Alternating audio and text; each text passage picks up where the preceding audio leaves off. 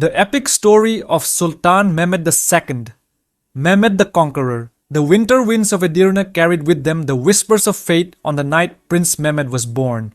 The empire was restless, stretched between triumph and turmoil, and the cries of a newborn echoed through the palace corridors like a promise written into the soul of the world. The midwives swaddled him gently, not knowing that the child in their arms would one day shake the foundations of empires. Mehmed grew up under the shadow of greatness. His father, Sultan Murad II, was a warrior whose presence commanded loyalty, while his mother, Huma Hatun, raised him with tenderness and a quiet, noble dignity. The young prince absorbed everything: the murmurs of statesmen, the clashing of swords in the training fields, the recitations of learned scholars. It was said that before he could properly speak, he was already pointing at the map of Constantinople, the city that stood defiantly between two worlds. From the beginning, he was not like other children. He devoured books with hunger, learning Arabic, Persian, Latin, and Greek. He listened with shining eyes as his tutors described Alexander the Great, Caesar, and the great rulers of Persia. "You must not merely hear history," one tutor told him. "You must become a man who shapes it." And Mehmed took those words to heart. His father's court was filled with political complexities. The Balkans simmered with rebellion. Crusader armies gathered beyond the mountains. The Byzantines schemed like fading but dangerous serpents. Amid these tensions, Mehmed learned that leadership was not an inheritance, but a burden carried by those with the courage to bear it. One day, when Mehmed was still a boy, he stood atop the palace balcony overlooking the mighty Meres River. The waters churned with winter weight, glimmering with cold sunlight. His tutor, the famous scholar Molla Gurani, approached him quietly. "Why do you stare so long at the river, my prince?" Mehmed answered without turning. "Because I wonder how far the world stretches and how far a man is permitted to reach." Molla Gurani's eyes gleamed. A man is permitted to reach as far as his ambition dares. That night, Mehmed dreamed of a city with towering walls and of himself riding through its broken gates as people shouted a name that would echo across centuries: Fatih, the Conqueror. His destiny had begun to take shape. But destiny never comes without struggle. The year Mehmed first ascended the throne, he was barely 12. 12, in a world ruled by swords, deception, and the ambitions of powerful men. His father, weary of endless wars and political pressure, abdicated, placing the crown of the Ottoman Empire upon the head of his young son. The reaction across the empire was immediate and dangerous. Enemies circled like wolves, sensing weakness. From Europe came the murmurs of a crusade. The Hungarians, Venetians, Byzantines, Albanians all saw an opportunity to strike the Ottomans at their most vulnerable moment. Inside the palace, ambitious viziers whispered doubts. Could a boy rule an empire? Could a child lead armies? Young Mehmed heard the whispers. They reached him like poisoned arrows. He sat alone in the vast throne room, the great seal of the empire heavy in his hands. But though fear stirred within him, he refused to show weakness. His tutor, Molla Gurani, knelt beside him. "The throne tests boys and men the same," he whispered. "Only those who rise above themselves become rulers." Meanwhile, Sultan Murad's former generals begged him to return. At first he refused. He did not wish to shame his son. But when a Christian crusader army marched toward the empire, the child sultan himself penned a letter to his father. A short letter, but one that would never be forgotten in Ottoman history. "If you are the sultan, then come and lead your armies. If I am the sultan, I order you to come." Murad returned. Father and son rode side by side to Varna, where the crusader army was crushed. Mehmed watched the battle with wide but determined eyes, absorbing strategy, courage, and the brutality of war. His father took back the throne after that victory, hoping to prepare Mehmed for a future reign. Many expected the young prince to feel humiliated, but instead he grew more resolved. He studied harder than ever. He trained with his sword until his hands blistered. He read ancient texts on siege warfare, architecture, and statecraft. He questioned generals, debated scholars, and trained with janissaries to understand the hearts of soldiers. He became a man forged in the fires of adversity, and in the quiet hours before dawn, he would stand above the palace gardens, look toward the west, and whisper one name into the morning breeze: Constantinople. A city yet unconquered, a dream yet unrealized, a destiny waiting to be claimed. When Mehmed ascended the throne for the second time at the age of 19, he was no longer a child. He was a man whose will was sharper than the finest Ottoman blade. And above all desires, above all ambitions, one dream burned inside him with a fire that nothing could extinguish: the conquest of Constantinople. For centuries, Muslim rulers had attempted to take the ancient city.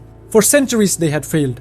Its massive walls, the legendary Theodosian walls, had held back armies from Arabs to Turks, from Persians to Bulgarians.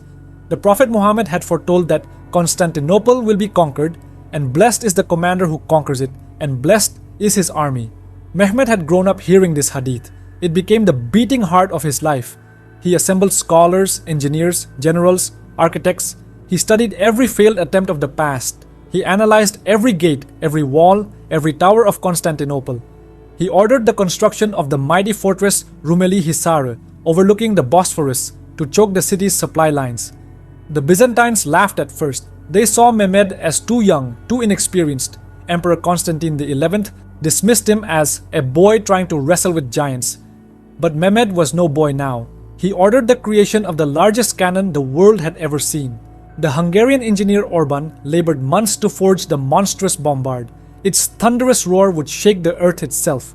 When the cannon was tested for the first time, the shockwave rattled the hills. Mehmed watched the explosion with calm, intense eyes. "This," he said, "will open the gates of Constantinople." Inside the palace, however, some doubted him. Ministers warned of risks, rebellion, European intervention. But Mehmed silenced them with words spoken with icy conviction. "I will either conquer Constantinople or I will be conquered by death." Preparations continued day and night. Troops were trained until exhaustion. The navy was strengthened. Secret tunnels were dug. New strategies were designed.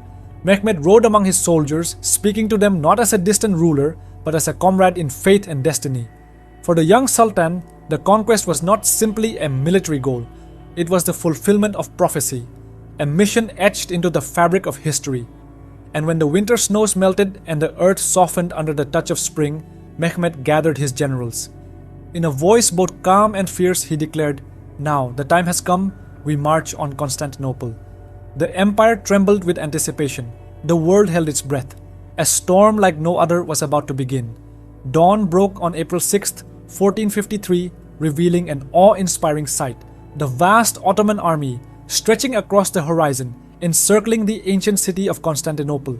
More than 80,000 soldiers, Turks, Janissaries, Anatolians, Balkan warriors, all united under the banner of Mehmed II. The city's defenders watched with fear from behind their towering walls. Constantine XI, the last emperor of Byzantium, steeled himself for a battle he knew he could not win, but one he would fight with honor. Mehmed rode forward on a powerful black stallion, clad in armor that gleamed in the early light. His generals awaited his command. He raised his hand. In that moment, silence fell across thousands of warriors. And then he spoke. "Soldiers of Islam, before you stands a city promised to us by our Prophet. Fight not for me but for Allah, for justice, for history." The army roared. The siege began. Day after day, the massive cannons pounded the Theodosian walls. Their thunder shook the earth, collapsing towers and tearing open breaches that the Byzantines desperately repaired at night. Mehmed's strategies were bold and unconventional. He ordered ships to be dragged across land, an impossible feat. But his engineers built wooden rails greased with animal fat. One night, under the cloak of darkness, the Ottomans silently transported dozens of ships over the hills and into the Golden Horn. The Byzantines awoke to find enemy ships inside their most protected waters. The shock was devastating. The siege dragged on. Both sides suffered horribly. Hunger, exhaustion, and disease spread. Yet Mehmed remained tireless, riding from camp to camp, encouraging his soldiers, inspecting the cannon lines, and praying in the quiet hours before dawn. At night, he often stood alone, staring at the silhouette of Constantinople. He could almost hear the echoes of destiny calling to him from behind the walls. Finally, after weeks of relentless combat, Mehmed made his decision.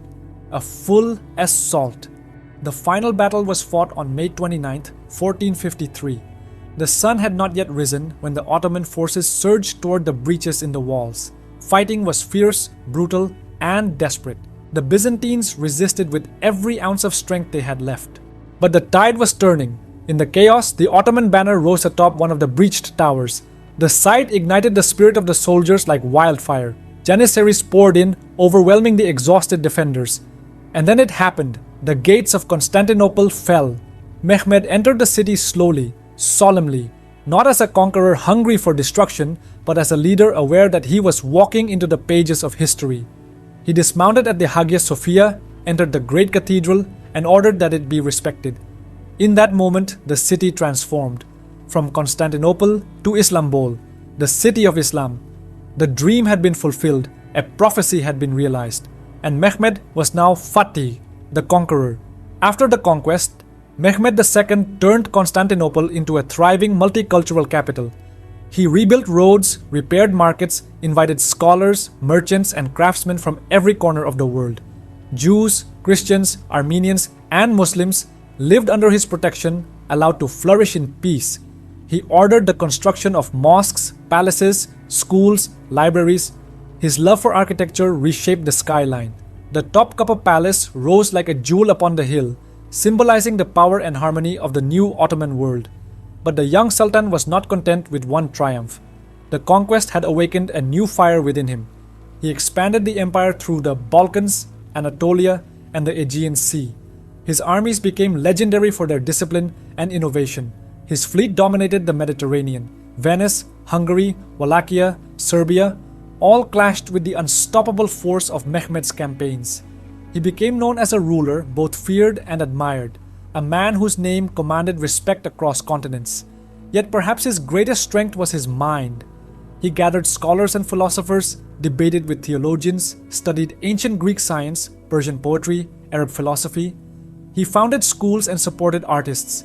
He envisioned a world in which Islam embraced knowledge, justice, and power in equal measure. He was a conqueror, yes, but also a builder, a thinker, a patron of civilization. As years passed, Mehmed's empire grew, and so did the weight upon his shoulders. His enemies multiplied. The Venetians schemed. The Knights of Rhodes defied him.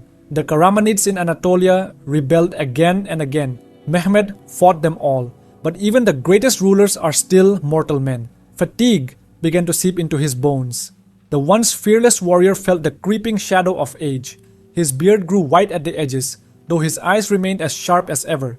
He confided sometimes in his trusted vizier, Karamani Mehmed Pasha, "I have conquered cities, nations, and seas, but time conquers all." Yet he refused to slow down. He planned a massive campaign, perhaps against Egypt, perhaps against Italy. Rumors spread that he intended to capture Rome itself, completing a vision that began with the fall of Constantinople. The world held its breath once more, but fate had other plans.